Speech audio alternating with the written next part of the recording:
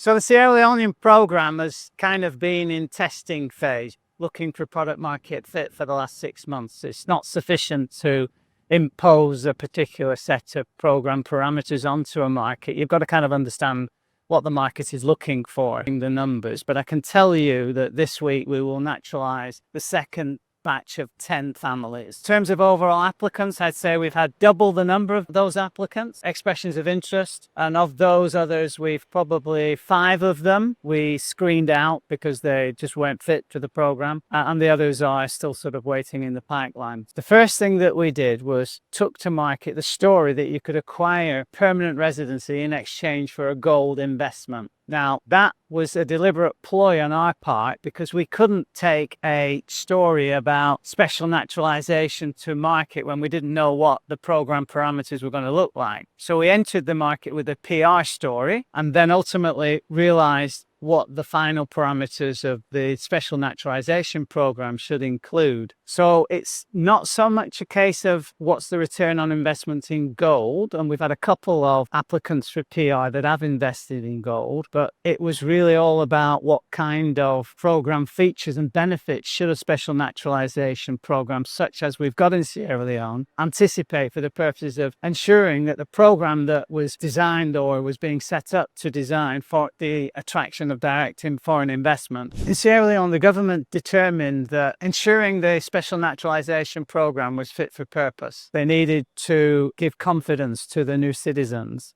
that it was a safe place to invest. We are committed to the new features and benefits and the specifications of the program, up to 4,000 families in 5 years. It's not my sense that the government will change the investment parameters anytime soon, certainly not within that first 4,000 cohort. So the problem about Africa is that people need to upgrade their mental models. They think Africa and they think, Ebola, they think corruption, they think tragedy, they think starving children. You only have to sort of, wander the streets of Kigali now and look up and you can see, Kigali looks like Dubai did 15 years ago. So Africa's on the march. The whole idea of the program is to avail a safe way to invest in the Africa story. Sierra Leone's an ex-British colony. It's got all the institutions of an ex-British colony, part of the Commonwealth. Non-CRS, it's free and open banking system, relatively straightforward and easy to access all the decision makers in government and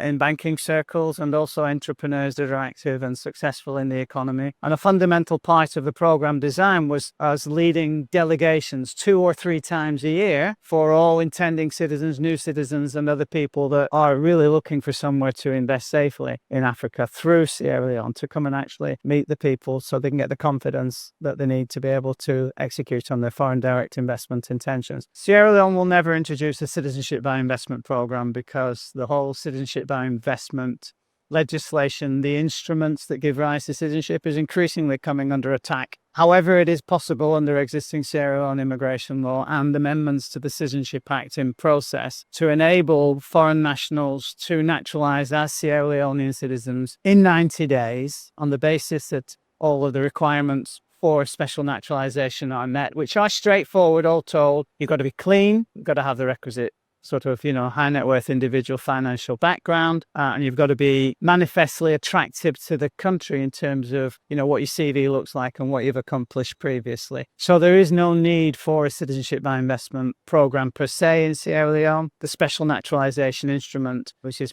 presently part of the presidential prerogative under Section 27A of the Citizenship Act, that's going to get enshrined in amendments to the Citizenship Act with some long overdue updates to the Citizenship Act, in addition to the adjustments to accommodate the special naturalization instrument that we brought to market for them.